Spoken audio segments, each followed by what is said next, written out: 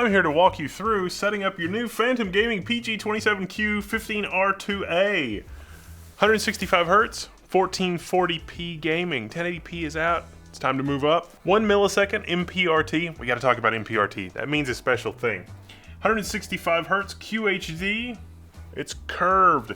It'll come to you in a box just like this. That's quite a bit of packing. I've been busy unpacking, and you get all this crazy stuff you see before you. We've got our Wi-Fi antenna extensions. Wi-Fi antennas, yeah, there's antennas built into the monitor so that your wireless will have better reception. We'll cover that. DisplayPort and HDMI cables, as well as a power cord. There's also some cable management stuff. There's two of these zipper sleeves. I'll show you how they work, but basically you can zip them like this, and then you'll have a cable conduit and stretchy material so you can wrap it around your cables, or you can zip them together so that you've got a really big cable management cloth. And this is pretty cool because it'll make your setup a little cleaner. You can hide all your wires inside these and use them to tuck the cables under your desk or at the front of your desk or whatever you want to do. There's some assembly required. You get 3 parts in the box. You get a stand foot and the stand itself. And that's your monitor. I won't stand for this. It's actually pretty good. Now, this is a standard 100mm mounting situation. If you would rather have a VESA mount, or you're gonna get a monitor arm and like clamp an arm to your desk, I love those monitor arms. That works great with this display. So that is height. Get a little bit of tilt in case your desk is a little crooked.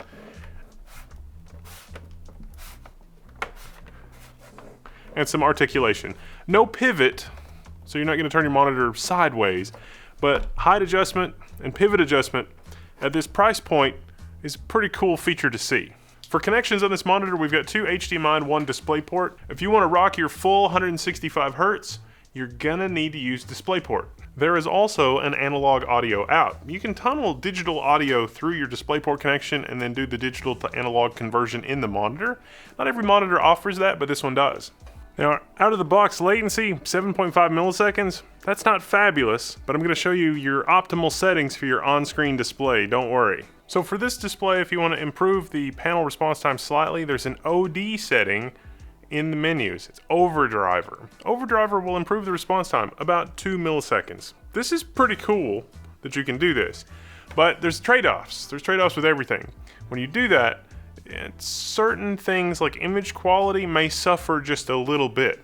But I'm happy to report that this panel, even though it's 165 Hz, it really is FreeSync compatible 165 Hz. You see, sometimes these FreeSync displays are implemented as the panel always runs at 165 Hz. You may have seen me say in my reviews something along the lines of like, well, the panel's always running at whatever the frequency is. It just waits to start drawing the frame until it gets the frame and then goes from there. So if I'm using a test signal that's 60 Hz, 60 Hz is equivalent to 1 frame about every 16 milliseconds. If it takes 16 milliseconds to display the frame from top to bottom, then the panel is displaying the frame as it comes in with some fixed amount of delay. Sometimes panels implement it as this panel is always running at 165 Hz or 120 Hz or whatever. So let's say it was a 120 Hz panel, because the math is easy on that. It'd be twice as fast. It'd be about 8 milliseconds instead of 16 milliseconds. And so in that case, you would expect that the time delta from the top of the thing to the bottom of the thing would be on the order of about 8 milliseconds.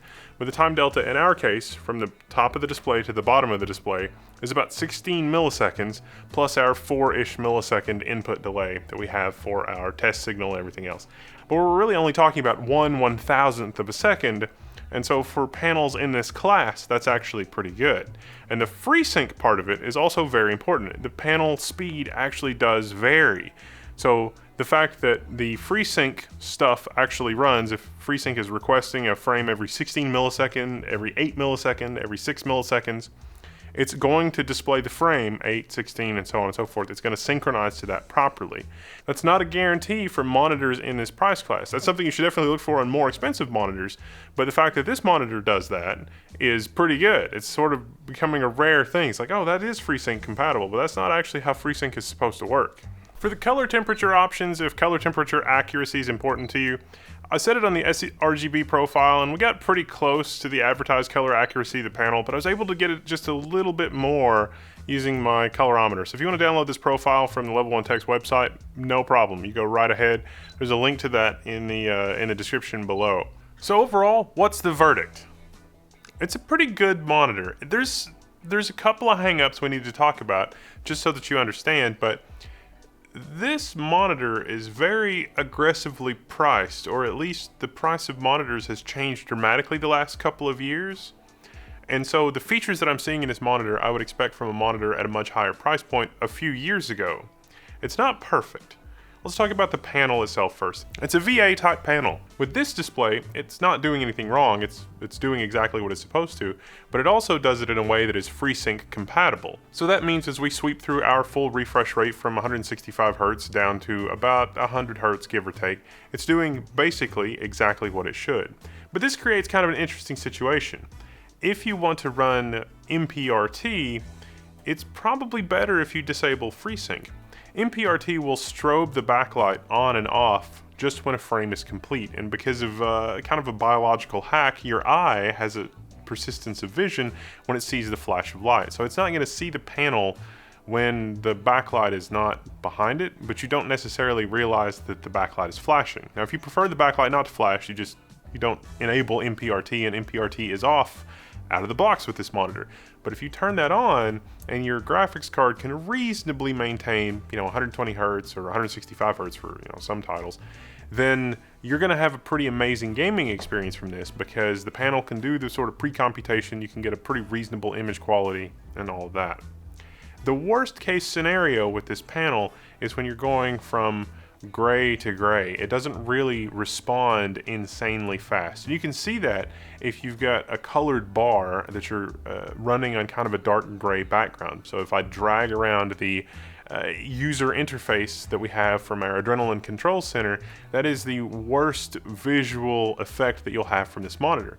And for an IPS top display, it's not bad. That's just what you're getting into. It's actually a pretty good result for this kind of a display, especially when we're talking about 99% sRGB color accuracy and about 110, 115% the color gamut space. The monitor curve is good, but not extreme. If you wanted to have two of these set up side by side, the curve isn't going to hurt you any at all. And the extra pivot and rotation that the display stand supports would definitely help you there if you were going to run a 2 or even a 3 display setup. For what I would complain about with the pixel response time, it's not really a complaint. Understand that when you're in more of a real gaming scenario like our scroll here, you can see what you're getting into, and the pixel response time doesn't really affect you much here. I mean, sure, a higher end display that costs more money will have a faster response time, but again, for this type of panel, this is a pretty impressive result. Another great test is the text sharpness test, because again, you can just use your own eyeballs and see how good the text looks. Now this is definitely not the best result that I've seen from the text sharpness, but it's not bad. It's also worth noting that with MPRT and a lower refresh rate, the text does get a little sharper. You get a little bit more settling time, so text is sharper. That kind of makes sense. Are you ready to upgrade to beyond 1080p gaming with a monitor that's going to have a pretty good response time? Well, the Phantom Gaming PG27Q15R2A is definitely worth a look. Curved monitor, built-in Wi-Fi antenna, so you get better wireless reception if you're using wireless with your computer. 165 Hz refresh, FreeSync Premium, display HDR 400, which is sort of the entry-level display HDR. But hey, high-quality panel type in terms of color reproduction and everything else. It's the ASRock 27-inch Phantom Gaming line. It's pretty fun stuff. Anything I can do to get you off 1080p gaming, because even the $300 graphics cards can do pretty good 1440p gaming at higher than 60 Hz. So yeah, you're missing out. I'm Modalist Level 1, I'm signing out. You can find me in the Level 1 forums.